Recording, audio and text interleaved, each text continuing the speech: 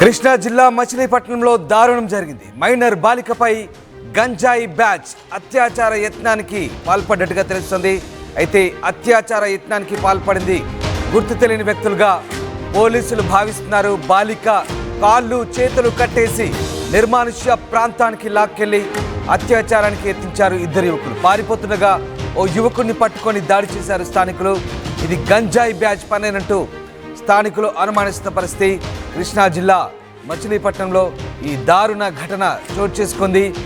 ఇద్దరు యువకులు బాలికను నిర్మానుష్య ప్రాంతానికి తీసుకెళ్లారు.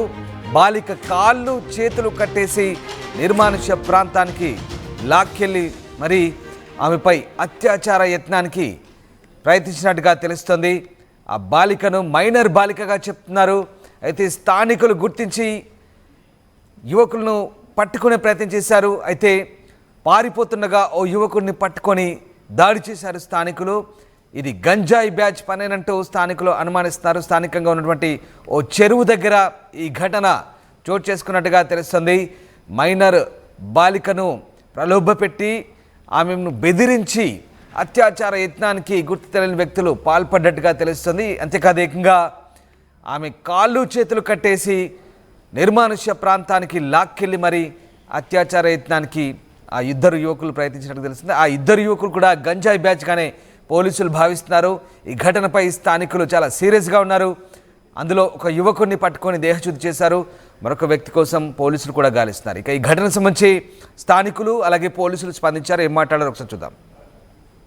బాబు ఇలా మా మేనగోడల్ని ఇద్దరు వ్యక్తులు బండి మీద తీసుకెళ్ళిపోయి మాకు ఈలోపు పిల్ల కనబడలేని ఫోన్ చేస్తా ఉన్నాగా మా ఫ్రెండ్స్ అందరం కలిసి ఎతుకుతుంటే కొంతమంది మీద అనుమానం వచ్చి ఫోన్లు చేస్తా ఉన్నాగా వాళ్ళకి ఫోన్ చేయగానే పిల్లని తీసుకొస్తుంటే బెదిరించి తీసుకొస్తా ఉన్నాగా పట్టుకుని తీసుకొస్తుండగా పోలీస్ స్టేషన్కి తీసుకొచ్చి అప్పచెప్పిన తర్వాత కొంతమంది మీద అనుమానం వచ్చి చెప్పాము. పిల్లని అడిగారా మీరు? అడిగామన్నా. ఇప్పుడు ఏంటి కారణం ఏమనుకుంటున్నారు? ఏం జరిగింది అనుకుంటున్నారు? ఆ పిల్లని పాడు చేసేసారు. పలానా అది గుడిపేటకు సంబంధించిన వాళ్ళు, కాసానగూడు అక్కడ వాళ్ళే. ఆ పిల్ల కూడా అదే. మనకున్న ప్రాథమిక సమాచారం ప్రకారం ఒక మైనర్ గర్ల్ రేప్ అని చెప్పేసి తెలిసింది. వాళ్ళు విక్టిమ్కి సంబంధించిన పేరెంట్స్ ఎవరైతే ఉన్నారో వాళ్ళు మనకి రిటర్న్గా రిపోర్ట్ ఇస్తారు. ముద్దాయిలు ఎవరన్నది మీకు త్వరలోనే తెలియపరుస్తాం. ఇంకా పూర్తి సమాచారం మనకైతే రాలేదు. ఇంకోసారి మీకు పూర్తిగా అందజేస్తాం. బాలికని మనం అడగకూడదండి. మనకి lady SIs, lady constables, head constables ఉన్నారు, అలాగే ఎంపీఓ ఉన్నారు. వాళ్ళు మాట్లాడతారండి వాళ్ళతో, బాలికతో.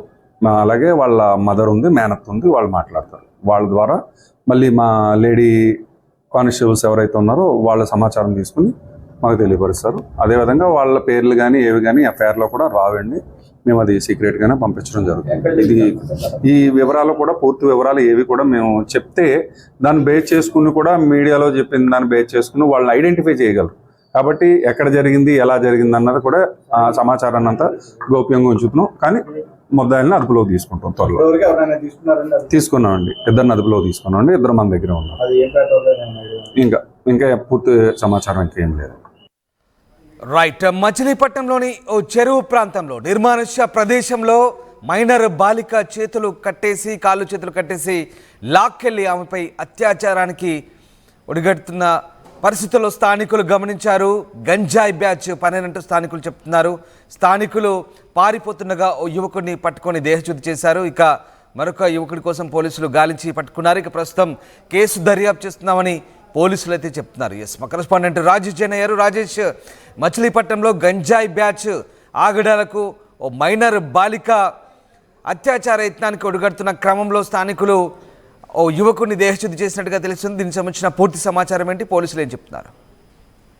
నిన్న సాయంత్రం స్కూల్ నుంచి వస్తున్నటువంటి కాసానగూడి, మచిలీపట్నం కాసానగూడికి చెందినటువంటి బాలిక మీద ఇద్దరు గుర్తు తెలియని వ్యక్తులు బలవంతంగా తీసుకువెళ్ళిన తర్వాత మీద అగాత్యానికి కూడా పాల్పడినట్టు తెలుస్తుంది. ఈ నేపథ్యంలో సమాచారం తెలుసుకున్న బాలిక మేనమామ బంధువులందరూ కూడా వాళ్ళ కోసం గాలించగా ఒకరైతే పట్టుబడ్డారు. ఒకరు పట్టుకుని పోలీస్ స్టేషన్ అయితే అప్పగించారు. అయితే ప్రస్తుతం ఒక నిందితుడు అయితే ప్రస్తుతం దొరికారు. మరో నిందితుడి కోసం గాలిస్తున్నట్టు తెలుస్తుంది.